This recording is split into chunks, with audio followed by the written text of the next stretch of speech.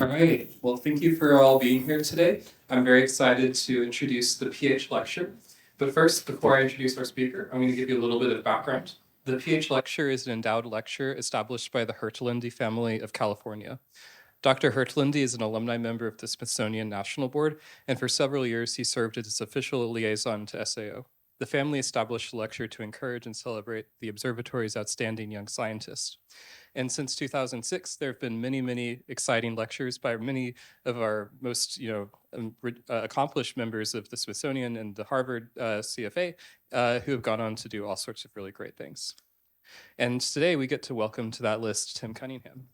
So Tim is a NASA Hubble Fellow at the Center for Astrophysics. Originally from Shropshire in the United Kingdom, he studied physics at King's College London and received his PhD in physics from the University of Warwick. His research focuses on white dwarf stars, specifically how material is transported in their atmosphere and how they evolve and interact with their local environments. Tim makes use of 3D radiation hydrodynamic simulations and multi-wavelength observations to study the physics of convection in white dwarf atmospheres and to probe the nature of accretion onto their surface. For this purpose, Tim leads several ongoing observing programs with Chandra X, Newton, Hubble, Magellan, and James Webb. In the fall of 2026, he will leave us and join the University of Warwick as an assistant professor, where he will also hold an Ernest Rutherford Fellowship from the UK Research and Innovation Science and Technologies Facilities Council. Today, Tim's going to tell us about planetesimal disruption, failed explosions, white dwarfs, debris disks, and the remarkable case of Passion 30. Thank you so much, Tim, and let's welcome him.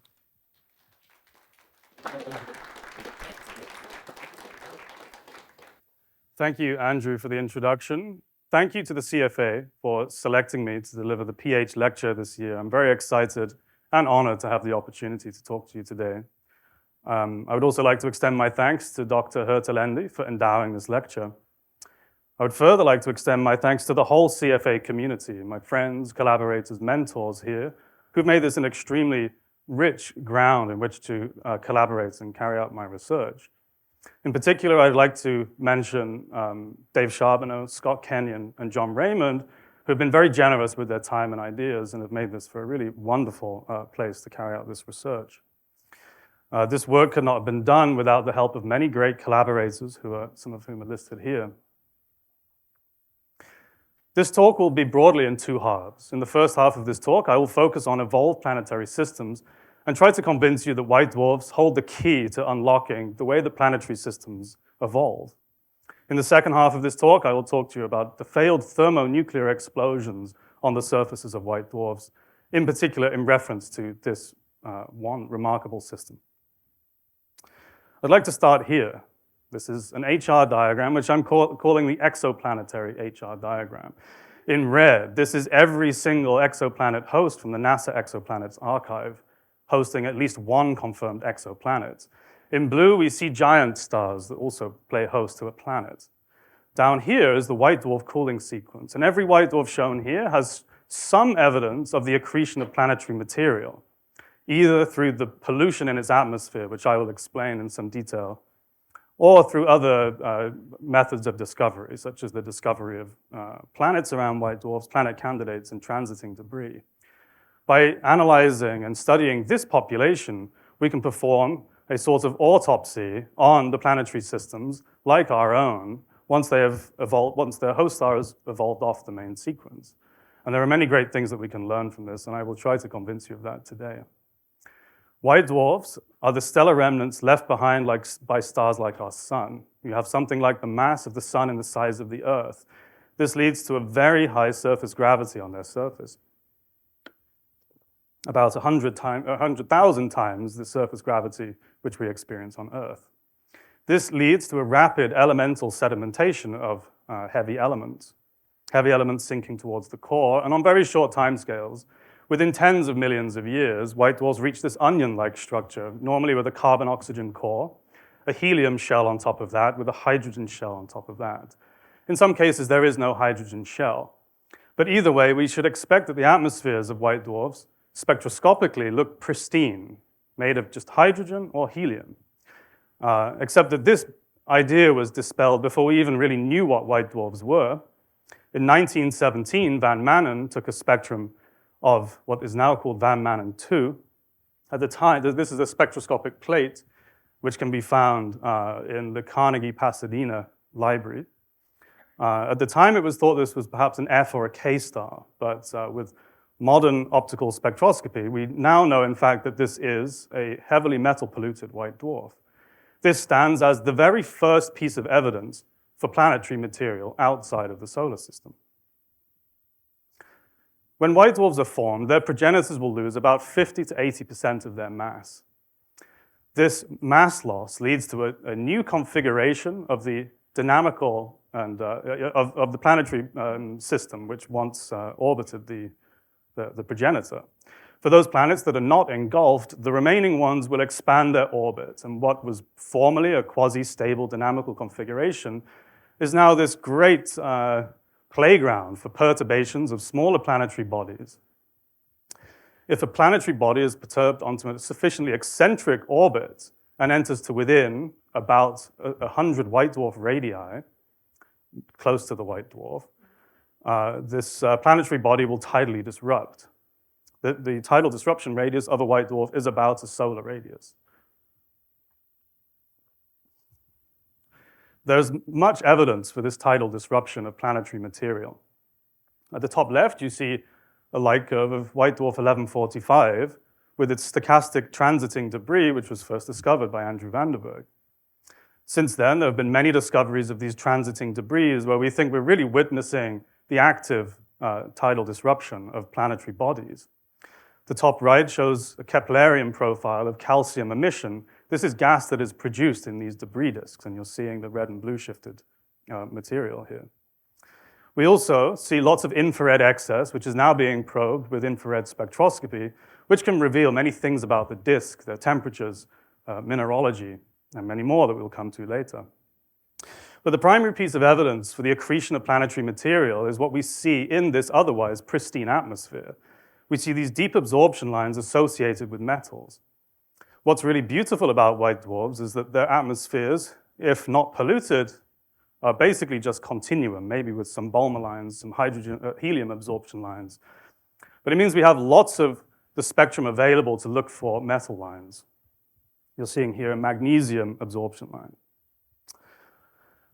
We see that this metal pollution exists in about a quarter to a half of white dwarfs. So this is really not a rare occurrence. And this is comfortably within the occurrence rate of exoplanets around the stars that we know of. We see infrared excess in about 2% of white dwarfs, gas emission in around 1%, and there are now many tens of systems with transiting debris. We see pollution all the way through white dwarf cooling. This is one of the oldest white dwarfs known with a cooling age greater than 10 gigayears, and this one has heavy metal pollution. So this suggests that this pollution is not just something that can happen at early times, but can happen throughout the white dwarf's lifetime. I've actually been recently observing this with MAGE on Magellan, and we have detected for one of the first times variable absorption lines. This is the sodium feature, which is varying in this system. This is one of only 2 or 3 examples of a variable metal line. We think that this is driven by the rotation of the white dwarf rather than elemental sinking. Since the discovery of Van Manen 2 star, there have been the detection of 23 unique photospheric metals in the atmospheres of white dwarfs. Those elements include those that we know to be essential for the formation of rock and for life as we know it. And I really love this exponential rise that's implied by just plotting the discovery dates. And the question is, what will we find next? And I have lots of thoughts on that. But one of the key powers of using white dwarfs is that we can use them as a mass spectrometer to try and infer the bulk composition of exoplanets. This is something that you cannot do for an intact exoplanet around a main sequence star. You can use transmission spectroscopy to learn what's in the atmosphere, and you can use a mass-radius relation to infer a core density. But here we're seeing ground-down constituents of a planetary system effectively sprinkled onto a mass spectrometer.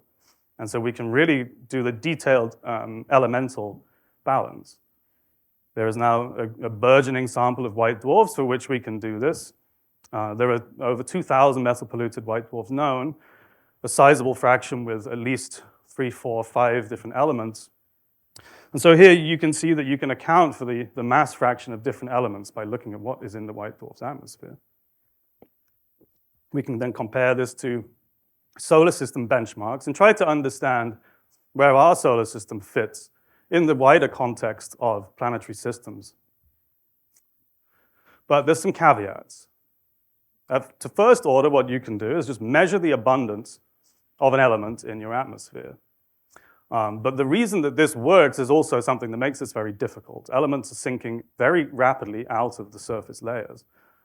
So here I'm showing spectra of a particular white dwarf, and I'm showing here absorption lines associated with silicon, calcium, and magnesium. If you want to be quick about things, you can just count how much of each of these three things you have and job done. But we know that these elements are sinking, and they sink at different rates. And so a key part of this field is to understand and model how quickly these elements sink. One of the key uncertainties in this is the treatment of convection in their atmospheres. As white dwarfs cool, they develop a superficial surface convection zone, which just grows monotonically throughout the white dwarf's lifetime until at some point it couples with the degenerate core, which is growing from the inside out at the same time. But for a young white dwarf, we have a convection zone which begins at the surface, and this convection will completely dominate the microscopic elemental sedimentation with velocities or diffusion coefficients many orders of magnitude different. And so a key part of my early work has been constraining, A, how big is this convection zone? Because this sets how much metal you have in your atmosphere, and where is the base? And from that, we can infer what the diffusion timescales are. Convection has been treated for over a century using the one-dimensional mixing length theory, which is an exceptionally powerful theory and fully essential if you want to do stellar evolution over gigayears. But we know that there's no self-consistent solution for hydrodynamic flows outside of the region where the Schwarzschild criterion for instability is not satisfied. If you turn to multidimensional simulations, you don't have to define some arbitrary boundary, but you can solve the Euler equations and follow the hydrodynamic flows in the presence of a radiation field.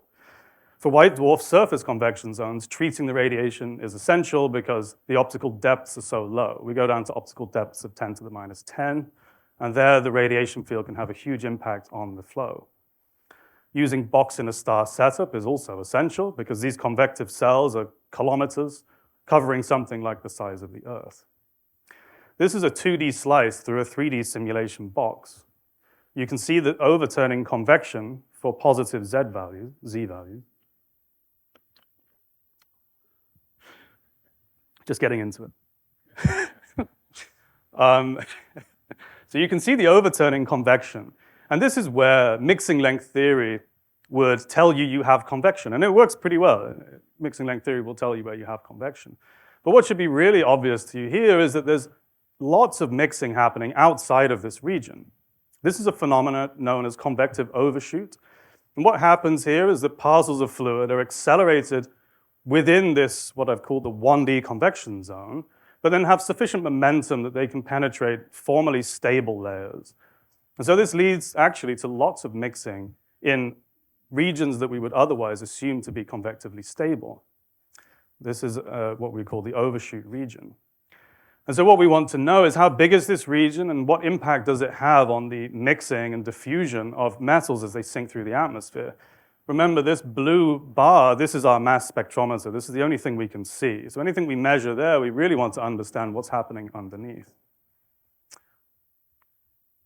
We can do this over a white dwarf's lifetime by running grids of simulations. Here you're seeing about 200 megayears of white dwarf cooling from left to right. This is the same idea of a 2D slice through a 3D simulation box. I should have said that the surface is at the top, core towards the bottom.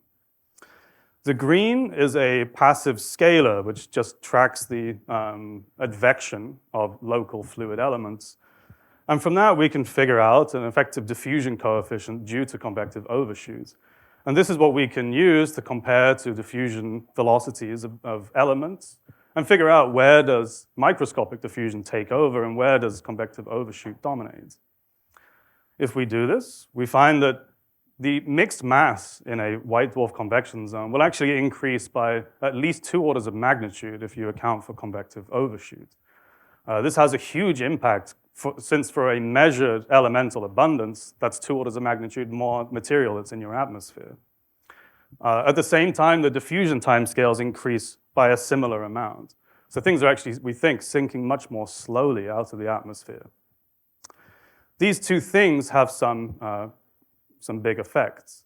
One is that this drives the prediction of a higher accretion rate onto the surface of white dwarfs. So here I'm showing the logarithmic inferred accretion rate. If you just measure a calcium abundance and couple it with some model of diffusion as it sinks out of the core, out of the surface. And with overshoot, we predict an increase of about an order of magnitude in the accretion rate. This also predicts a change in the relative diffusion timescales of different elements. With the relative diffusion timescales of elements like silicon, magnesium, oxygen, and iron changing by about a factor 3. And this has a huge impact on what you infer to be the parent body composition. So it's important that we can test these models. And it's the plot on the left, which was the focus of my preliminary test, which is, can we measure the accretion rate independently onto a white dwarf? I probably don't need to tell this audience, but X-rays have been used ubiquitously throughout the compact object world to measure accretion rates. One can come up with a prescription where you convert gravitational potential energy into an accretion luminosity, and this is typically visible at X-ray wavelengths. In 2020, I observed with the Chandra X-ray observatory the metal polluted white dwarf for which we predicted the highest accretion rate, where we had a factor 5 increase in the accretion rate predicted through overshoot. In a 115 kilosecond observation, we detected a new source of soft X-ray emission. This, you're seeing in the middle, the convolved counts image with the instrumental PSF, with the target coordinates in green. These are the very first X-rays detected from a white dwarf accreting planetary material. You're seeing, so this is the Chandra convolved image in the middle. This is the optical image from Pan-STARRS taken a few years before. Between pink and green, you're seeing the effect of proper motion for this relatively nearby white dwarf. This bright source, which is next to it, is an unrelated AGN. And actually, this was the thing that contaminated an early effort 20 years prior with XMM. And it was really the angular resolution of Chandra which was essential to be able to make this detection. From the detected X-rays with ACIS, we find that all of the detected counts are lower in energy than 1.3 kiloelectron volts. This is in the region of the ACIS effective area, which is least sensitive. So this gives us a very good handle on the energy of this accretion-induced emission, where we find no counts above 1.3, even though we certainly had the sensitivity.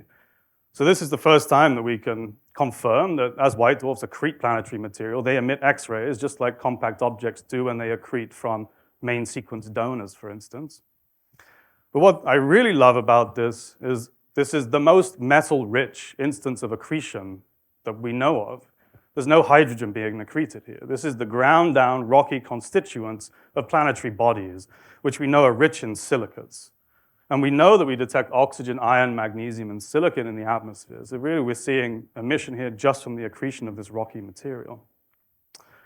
We can then compare this to the, let's say, traditional way of doing things, where we couple an optical or UV measured abundance with a diffusion timescale. And remarkably, we find excellent agreement between the X-ray measured accretion rate and this traditional approach of using abundances and sinking timescales. So at the top level, this brings a great confirmation to this process that we can really take a measured abundance from an absorption feature in the white dwarf atmosphere, couple it with some model, and figure out what the accretion rate of each element is. So this really brings a lot of confidence to this line of inquiry. We also find that the X-ray accretion rate favors the models with enhanced mixing, i.e. from overshoot, rather than the models that do not include convective overshoot. So this it gives us an amazing window, a completely new window into studying evolved planetary systems. Since the initial discovery, I've been leading a 4-year multi-cycle with Chandra's HRC detector to provide some continuous monitoring now of this source. I should have said the ACES detection, we detected 5 counts in 105 kiloseconds, which I think might be the most cost-effective approach to finding 5 photons. If you want to know how we find more sigma than photons, I'm also happy to discuss that. But Chandra's HRC detector does not suffer from the loss of soft sensitivity, which ACES has. And so we get a higher count rate with HRC, although we do lose some energy information. But this is the very first time that we can say anything about how accretion rates onto white dwarfs change or do not change with time. So our source is here on the top panel. This is the very first time that we can say anything about the stability of accretion onto a white dwarf from a rocky debris disk. And this is quite important because we know that these debris disks vary on a range of different time scales, but the physics of accretion from the debris disk and what's really driving this accretion is not fully understood. And so having a constraint that at least on the timescale we've looked, the accretion rate is stable, will help to inform updated models of accretion of planetary debris. And for the more than 2,000 metal-polluted white dwarfs known, this again brings some confidence that when we assume accretion rates are stable, maybe that's not the worst assumption. Up until now, I've focused mostly on X-ray emission from the surface of the white dwarf due to accretion of planetary debris, as well as atmospheric pollution and sinking. I now want to zoom out and think a bit about the debris disks which inhabit which live near the Roche radius of the white dwarf. As I mentioned, about 2% of white dwarfs possess a rocky, dusty debris disk. Driven by observations with Spitzer, the mid-infrared can reveal a rich mineralogy.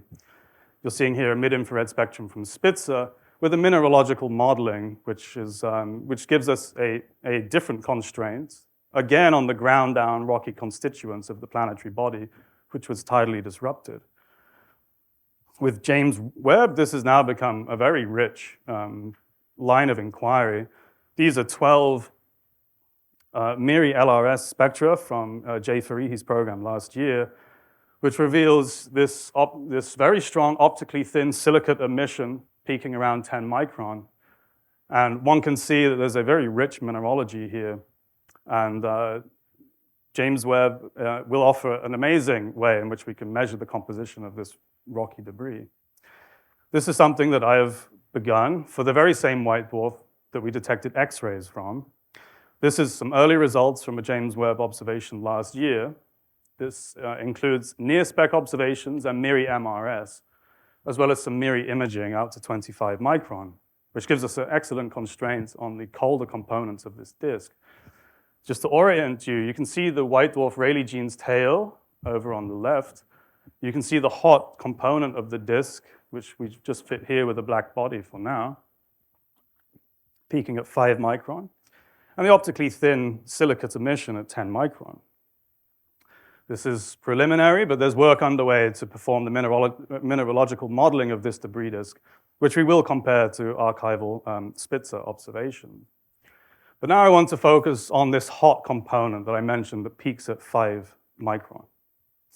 And to do this, we exploit something really quite remarkable about this system. Not only is it the one for which we detected X-rays, the one that has the brightest infrared excess, this white dwarf also happens to be a pulsator. This is a ZZ Ceti. It's really the white dwarf that has everything. This is its optical light curve from around 0.6 micron from our James Webb NIRSpec observation.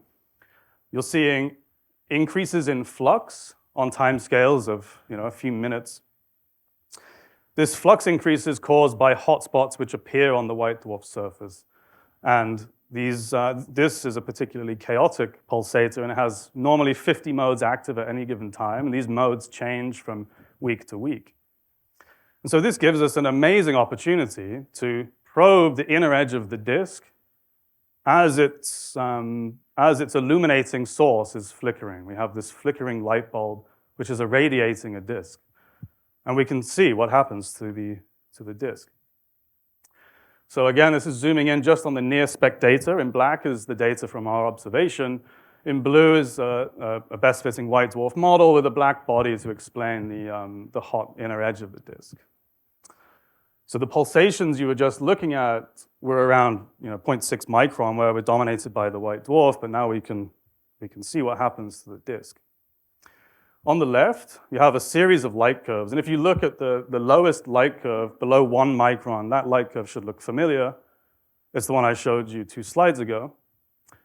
Now, if you look further up, we go from 1 micron up to 5 micron, and you can see that the response of the disk is highly non-trivial, and there's a lot going on here. You can see that there are some features which are well aligned, that we see a pulsation in the white dwarf, which seems to have a counterpart in the disk. On the other hand, there are features in the disk which appear to have no counterpart in the white dwarf. Just to orient you, here's the time average spectrum here. So these blue light curves at the bottom are from below 1 micron, and then the light curves at the top are where we're fully disk dominated. This becomes a bit more obvious if we look at the fluctuations around the mean. So here, this is wavelength on the x-axis, the time elapsed on the y-axis over this 2-hour baseline. I should have mentioned in this 2 hours, we got 5,500 spectra. So this is an amazing data set with which we can fully resolve the pulsations and the response of the disk. So you can see these two regimes quite clearly. Below 2 micron, you have this white dwarf, and you can sort of see the same pulsations if you look up, as you can see there. And then you can see the disk response on the left, and you can really see there are some features which look fully consistent, and others which appear to only appear in the disk. This is zooming in a little. Again, this is the white dwarf at the bottom. So if you look at the peak at 42 minutes, you'll see that peak, as I scroll up this slide, you'll see that peak exists right the way through to the longest infrared wavelengths in the NIRSpec regime. On the other hand, if you look just at the peak to its right, the strongest peak in the infrared, this is one which seemingly has no counterparts in the white dwarf at all. So what's going on? One idea that we wanted to test with this observation was whether we can measure a light travel time effect to the debris disk. One can estimate the inner edge of the debris disk in a couple of ways. A, we sort of know where the Roche radius is. We can also use radiative transfer to do the energy balance and figure out where can we sustain a disk of 1,000 Kelvin. And that both of those come out to being something like 100 white dwarf radii. And we would expect the light travel time to be about 2 seconds to the inner edge of the disk. So the question is, do we detect a 2-second delay? The answer is no. We do detect a delay, but it's a delay of 10 seconds. So here what I'm doing is a cross-correlation of that peak I just focused on, this 42-minute peak. The peak at 42 minutes. So this is a cross-correlation of every light curve against the white dwarf. And this will tell us, is there a delay or not? And we detect a very confident 10-second delay in this peak. This is a factor 5 larger than the expected light travel time to the disk. And it's very hard to explain that as a light travel time effect. Sustaining a disk of 1,000 Kelvin at 1,000 white dwarf radii is not feasible. If we look at another peak, this is later in the observation, we detect a 30-second delay. Even harder to explain as a light travel time effect. And things get even harder to explain as a light travel time effect on other peaks where the infrared response actually arrives before the white dwarf pulsation. So this is not being dominated by a light travel time effect. Here we have a 20-second preempting of the white dwarf feature from the disk and 30 seconds for the peak at the end. What we think could be going on here with the detection of lags and leads is that we have hotspots being produced on the surface of the white dwarf which are moving. They'll move across the surface, and they'll either come into or out of view, since we can only see one side of the white dwarf. Whereas the disk is probably capable, or at least parts of the disk are capable of seeing the whole surface of the white dwarf. So what could be happening here is that a hotspot moves in and out of view, the disk catches its reflection with some substantial delay, or even before, because if a hotspot is produced on the back, gets reflected or reprocessed by the disk and moves into view, this could give us an explanation for how we see a lead. We can also look at the temperature response of the disk. We know that disks in general exhibit variability in the infrared across a whole range of timescales. And one idea there is that dust is produced through collisions, and that could produce either a temperature response or an emitting area response. And so by fitting a white dwarf temperature and the simplest black body we can fit, leaving temperature and emitting area free as free parameters, we find that this is certainly more consistent with temperature variations than something geometric. And this fit allows us to deconvolve these two components into their bolometric luminosity. You see that the disk has about 1% of the white dwarf luminosity. And this is really the cleanest way that we can separate these two components. So this is quite preliminary, but I was very excited to share some preliminary findings from our James Webb program from last year. I should have said this is the white dwarf luminosity on the top, and this is the disk black body on the bottom. We can also look at this in period space. This is a Lomscargel of that full data set. White dwarf in blue, disk at the top. You can see that there's some dominant modes in the white dwarf, which are completely ignored by the disk. On the other hand, there are some very strong modes in the disk, which seem not to have much of a counterpart in the white dwarf. This suggests that there are preferential modes being selected by the disk, and work is underway to probe this in great detail. As part of this, what we really want to be able to do is construct the spherical harmonics which are dictating the surface temperature of the white dwarf as a function of time. To make this happen, I led a 3-week continuous optical monitoring campaign. Our James Webb observations missed the test window by 1 month, so we were left having to do this from the ground. Thankfully, I had support from some amazing collaborators and facilities, including 2 of CFA's own facilities, Tierras and Kepler-Cam. And we also had a network of amateurs organized through the AAVSO, who also contributed a significant amount of observations. So these facilities allowed us to obtain close to continuous monitoring over 3 weeks. We got 250 hours of unique coverage, which was better than 50%. And what's really nice about this is this allows us to have immense frequency resolution. So in a 2-hour James Webb window, we don't have a particularly great frequency resolution. But over 3 weeks, we can really pick apart which modes are active. And so this here, you can see all of these things are not noise. These are all real modes that are active at the time. So you can see that these dominant modes between 1 and 2,000 microhertz, these are the independent modes of the white dwarf. The combination modes are likely to be between above 2 and below 1,000 microhertz. So lots of work is underway to reconstruct the astroseismology and the pulsations that were in play at the time of the James Webb observations. This will allow us to reconstruct the surface temperature as a function of time and investigate geometric effects that could be leading to these lags and leads that we detect. If we compare this to the periodograms from the James Webb observations, you can see that the dominant modes of the white dwarf are really this whole summation of lots of different independent modes that were active at the time. And so this is why the 3 weeks of continuous monitoring is so essential for us to be able to reconstruct the geometry. This is quite preliminary, but this is work that's well underway, and I was too excited not to share it with you today. So this is the overview of things that I'm particularly excited about in the field of evolved planetary systems. I hope I've convinced you that white dwarfs offer an amazing way in which we can study evolved planetary systems, from constraining the abundances either via UV and optical spectroscopy absorption features or emission features from the tidally disrupted planetary bodies that form debris disks near the Roche radius, to X-ray emission, which can tell us about the accretion rate and test atmospheric models of convection and diffusion. And for the first time, we're having a sub-minute, sub-second view into the response of a debris disk to a pulsating white dwarf.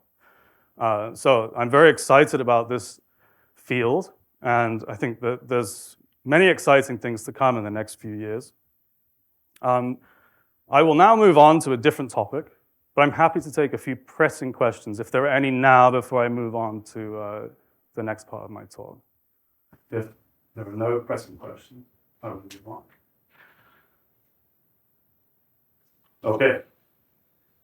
Okay, change the topic.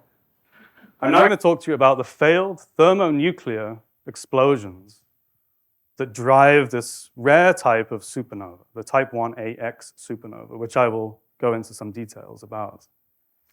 This is the newly confirmed remnant associated with the supernova 1181, one of the 5 historical galactic supernovae. Until 10 years ago, this was the only historical galactic supernova that did not have a confidently identified remnant. This supernova was recorded by 3 astronomical communities in China, Japan, and Arabic astronomers too. So this is the reconstruction from Brad Schaefer of where the likely location of supernova 1181 was. For many years, there was a pulsar, this 3C58, which was kind of close to where, it was within a few degrees of where we thought this thing went off. But the pulsar looked to be many thousands of years too old. So its age never really made sense. Recently uncovered Arabic records from the same year also confirm the appearance of this new star. This is a poem addressed to Saladin, in which the astronomers say that the dyed hand, or Cassiopeia, used to be unadorned, but when time came, it became adorned because of you. It put a signet ring on, yeah. So, little sycophantic, but they needed, yeah. And I particularly like this line, which is that although none of the other stars were perplexing, this is the one that has perplexed astronomers and astrologers alike. I can't speak for the astrologers, but certainly it still perplexes astronomers to this day.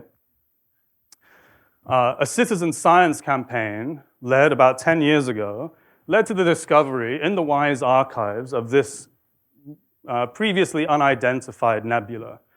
You're seeing WISE 4 imaging in the top left, which finds this new nebula that no one had looked at, which happens to be also consistent with where we think supernova 1181 went off.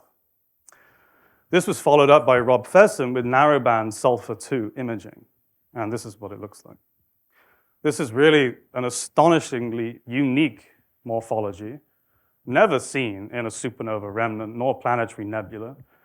It's characterized by these exquisite radial spokes and immense circular symmetry, and we have to assume spherical symmetry. It also has a star in the center of it.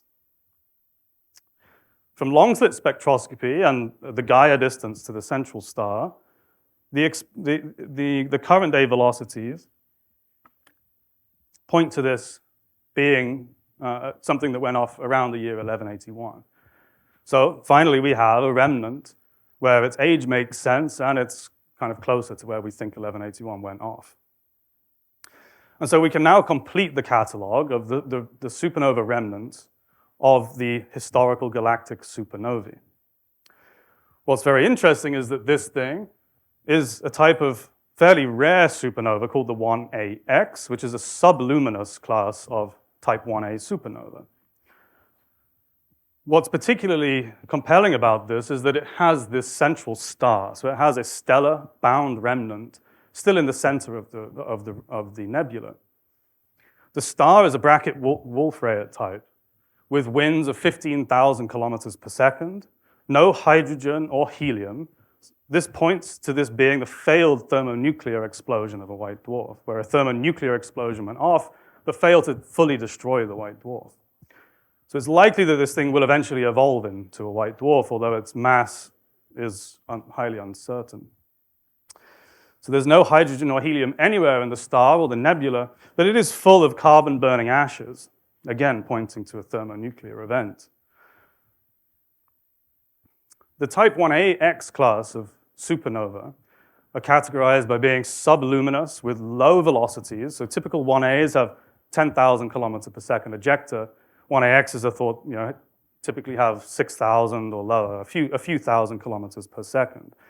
They also have peak magnitudes well below. So the normal 1As you can see way up there around minus 19. The 1Axs are all of these blue ones. And they occupy a wide range of peak magnitude, but lower than the typical 1As.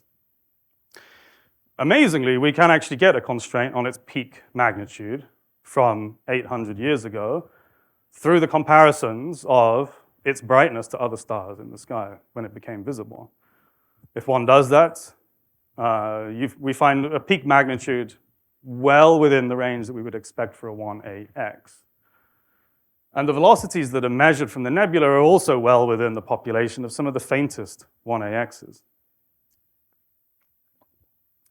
And what's really exciting here is that the type 1AX burgeoning class comprises supernova which have gone off in different galaxies. And here we are on our own doorstep, able to study what happens to a 1AX 800 years after it went off. So this is a really exciting opportunity. This is the narrowband sulfur-2 image from Rob Fessen's work in 2023. So you can see these radial filaments here.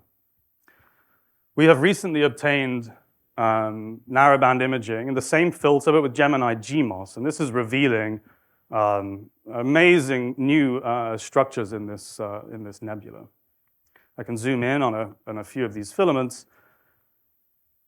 So we can now see that what previously we thought was probably one filament, maybe quite diffuse, is in fact probably a combination of many filaments, and that every filament is really composed of knots all the way along it.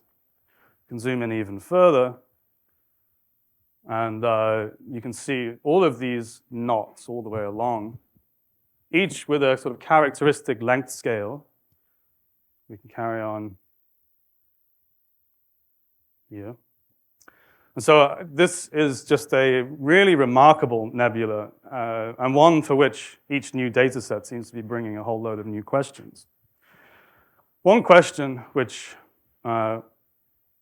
keeps us awake at night is, how do these filaments form? Most supernova remnants have these amazing bubbly structures where you have a combination of instabilities driving their evolution.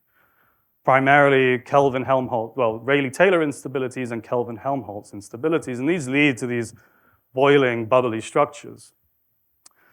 So one idea that has been proposed for how you form such straight filaments is something akin to the cometary tails that one sees in planetary nebulae. This is the Ring Nebula observed with HST and James Webb, and you can, well, it looks better on my screen, but yeah, you can kind of imagine that there's cometary tails here, where you have a clump of dust being stripped by the very strong wind of the central star. And we do have a strong wind in this system, but we don't see any evidence of any kind of cometary tail here. And here we're not talking about like a clump of cold dust being stripped, but some hot emitting gas, emitting sulfur-2 emission. So that model is not super well supported. Another idea is that as is seen in many supernova remnants, you can have a forward shock as the ejecta interacts with the ISM. And from that, you can have a reverse shock, which propagates back towards the central star. And so one proposition is that this reverse shock is propagating back. And if the ejecta cools rapidly enough, the Kelvin-Helmholtz instabilities that would normally mix this material could be suppressed. So that's what's being shown in the top left panel. The bottom half of that top left panel is a kind of regular Rayleigh-Taylor instability with Kelvin-Helmholtz instabilities, where you have a forward and a reverse shock. And the reverse shock is somewhere around where you kind of see this kind of halfway back to the central star. On the top is the same idea, but where the Kelvin-Helmholtz instabilities are suppressed, because the gas is cooling so rapidly. And this is certainly a way in which we could explain the formation of these filaments. This work has been extended into 3 dimensions too, which is what I'm showing on the right. This is the case with no cooling, where you see this bubbly-like structure, which comes from the interplay of these 2 instabilities. And then here, this is with lots of cooling. But the problem with this model is that we don't really see enough emission we don't yet see enough emission to explain how much cooling you would need to suppress the Kelvin-Helmholtz instability. So we have been studying this in collaboration with many people, Ilaria Caiazzo and the group at Caltech, where we wanted to investigate whether we could reconstruct this nebula along the line of sight. Making use of KCWI, the integral field unit on Keck, we observed 1 radial filament of this nebula. And this is the sulfur-2 emission. This is just 2 illustrative pixels where you can see a large velocity splitting at the bottom and a low velocity splitting at the top. Doing this for the full radial extent allows us to reconstruct where the red and blue shifted material lives in this nebula. And so this is a map of red and blue shifted material, and this is the 2 superimposed. Since we now have velocity information, and we have a rough idea about when we think this explosion went off, we can reconstruct actually physically where this emission is coming from along the line of sight. That's what you're seeing here on the left. So if we assume that the year 1181 is the date of explosion, then along the line of sight, we can estimate how far this stuff has traveled. And this allows us to refine the velocity distribution of all of the emission detected in the nebula so far. We find that this is very tightly peaked around 1,000 kilometers per second, firmly amongst those very low velocity type 1 AXs, although we do find peak velocities up to 1,400 kilometers per second. One of the things we wanted to test, since each of these models, one of the models is predicting a deceleration, as you have the ejector produce a forward and reverse shock. If the ejector has been decelerated over time, when we do this deprojection along the line of sight, we would expect our nebula to come out looking a bit football-shaped, let's say. If the ejector is still undergoing ballistic expansion, then it should come out, if we got the date of explosion right, as fully circular. And if it's been accelerated, then we would expect it to be elongated along the line of sight. Since this nebula is so remarkably symmetric, at least circularly on the sky, we can test this. We just need to measure this A over B. That's what this looks like here. This is all of the sulfur-2 emission that we detected in the system with KCWI. And really, we just want to measure the y-axis against the x-axis and any elongation in either of those dimensions. When we do that, we find that this nebula is remarkably consistent with ballistic expansion. We can't rule out the reverse shock model, but there are many more observations underway to spectroscopically observe the full nebula, which will really improve these error bars. So this is certainly consistent with being in a ballistic phase of expansion. There's no strong evidence that this is being accelerated by a wind, which kind of argues against this wind-driven model. On the other hand, if we assume that the expansion is ballistic, we recover an explosion time consistent with the year 1181. Now we can compare this to the image that first led to its discovery. This is the WISE 4 image where this nebula was first discovered. The contours are equally spaced in flux. So if we take our line of sight velocities and now rotate into the plane, if everything is spherically symmetric, we can now compare the spatial location of the sulfur-2 emission with the infrared nebula. What we find is that these filaments are contained to some outer shell, which seems to line up very nicely with the gradient, this outer gradient in the WISE image. And so what we've detected here is a cavity, which perhaps supports this reverse shock idea, where all of these filaments are contained just to a reasonably thin outer shell in this nebula. What we would really like to be able to do here is to resolve better in the infrared what's really going on. Of course, the PSF of, I should say, this is maybe 100 arc seconds in radius, this nebula on the sky. So the PSF of WISE is not really adequate to probe whether we see filaments or not. So one big question is this infrared emission dominated by filaments or by dust? Photoionization modeling carried out by Philippe Yao, a graduate student at Princeton, modeling the optical emission that we detect in KCWI of oxygen-3, sulfur-2, and argon-3, we predict 6 very strong lines accessible to James Webb MIRI. These lines are associated with argon, neon, and sulfur. So we proposed in cycle 4 to observe this nebula with James Webb, exploiting the simultaneous imaging and IFU spectroscopy capabilities of MIRI. This is, again, very preliminary. The data is still coming in, but we can confirm that we do detect strong emission lines associated with all of those predicted by the photoionization model. This is work that's underway, but this is going to offer a huge key in terms of the energy balance and figuring out how much luminosity is available for the cooling of this nebula. We also detect this filamentary structure in the infrared data. This is a super preliminary 3-color image from James Webb. We only just got this, but this is 3 colors with James Webb. In fact, no, in the blue is our sulfur-2 narrowband imaging with Gemini GMOS. Yeah, again, it looks a bit better here, and then you're seeing 7 and 12 micron in the infrared. So we can certainly confirm that the infrared is, in fact, not this big diffuse thing as is implied by wires, but it's actually full of the very same filament. So this is work that's very much underway. And I was just very excited to talk to you about this particular system today. So I hope that I've convinced you that white dwarfs offer an amazing place and an amazing range of ways in which we can study the physics of our galaxy and the things that happen in it. We can use white dwarfs to probe evolved planetary systems, performing autopsies on exoplanetary systems, and understanding things like the composition of planetary material. We can also use white dwarfs to constrain atmospheric physics, convection, and diffusion.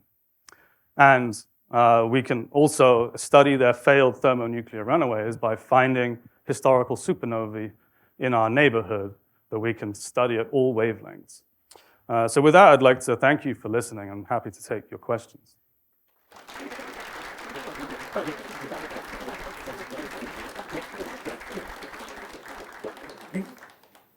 All right, let's ask questions. Charles. So thank you, this is great.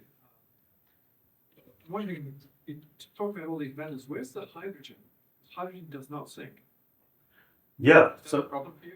No, that's kind of what we need. So the most white dwarfs have a hydrogen atmosphere.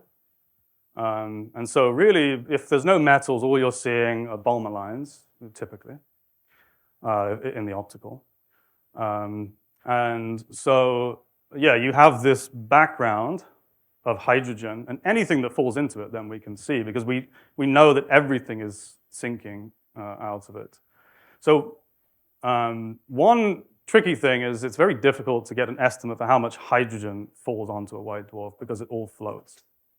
And so that's a very challenging thing. But no, for us, we kind of need some dominant background, and it's fortunate that it's hydrogen, which has a few strong lines in the optical. I don't know, does that answer your question? Think about it. Okay, let me know if not. Right. Yeah, thank you. So one of the things I always find incredible is how common these pollutions are. So I was wondering, this the fact it seems like basically all former planet hosts get these sort of streams of polluting material. Does that constrain what kind of planet architectures that we had during sort of normal lifetime, or is this just something you always end up with when you have white dwarf formation regardless of the planetary architecture that you started with? I think it means that we definitely have to have some of the planetary architecture survive. So that tells us that at least a substantial fraction of most planetary systems is not engulfed during the formation of the white dwarf.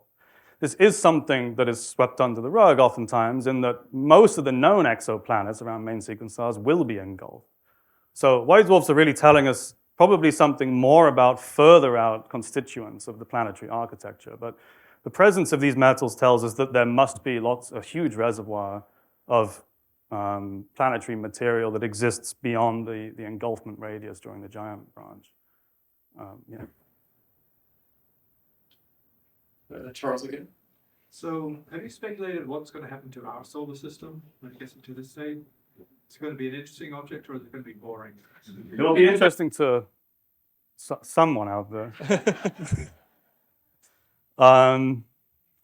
Yeah, no, it will. I mean, I think that there's the solar system is a great analogy because we know that some of the closest in planets, maybe Earth, maybe not, will be engulfed. But anything beyond Earth will survive. At least it won't be engulfed. And so there's been a whole wealth of N-body simulations that look at what happens if we just take Jupiter and the asteroid belt. And you can show very nicely that simply those two things are enough to provide, Jupiter will then do a huge amount of perturbing of the asteroid belt.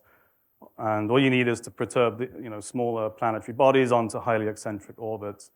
So yes, the solar system would indeed be a very interesting system to observe once we have a white dwarf at the center. Lisa?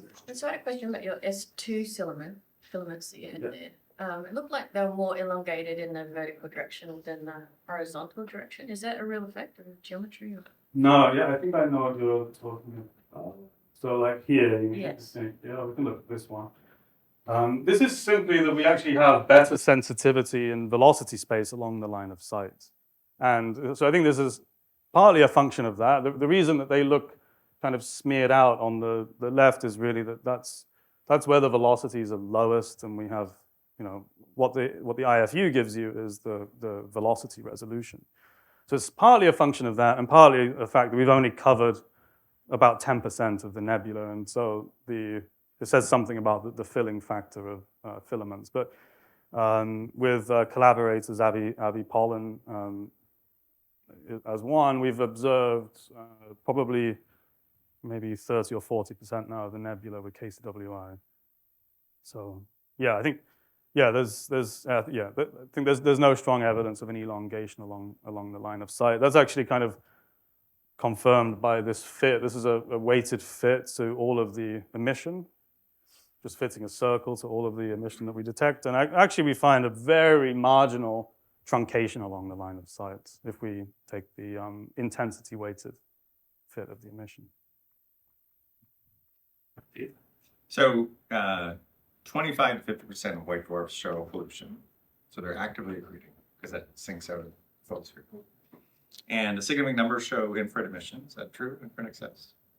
Why don't more show X-ray emission? Is it a sensitivity issue? We just can only detect that one, or is there something exceptional with this object?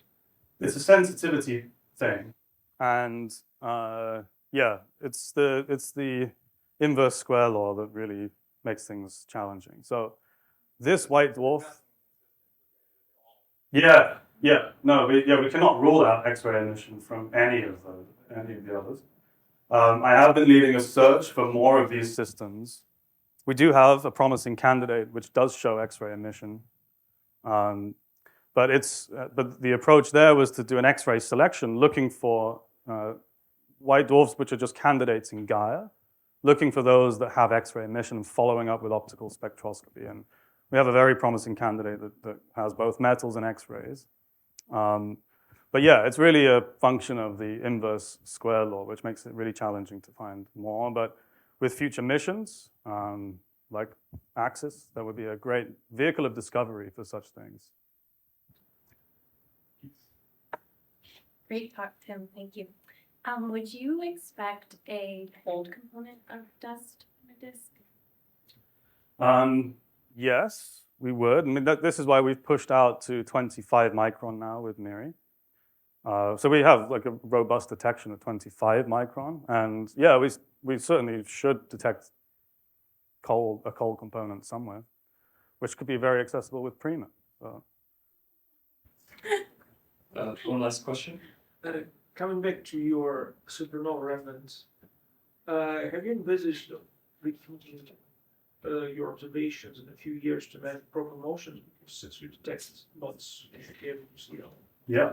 Did you read our proposal? Yeah, exactly. So the velocity of 1,000 kilometers per second is producing an expansion on the sky of, I can't remember exactly, maybe 0.01 arc seconds per year, but it would be enough that within a couple, maybe 5 years, we would be able to detect the expansion of the nebula, which is super exciting because then you really have a good constraint on the velocity along the line of on the sky. 2.3 kiloparsecs. Oh, fine.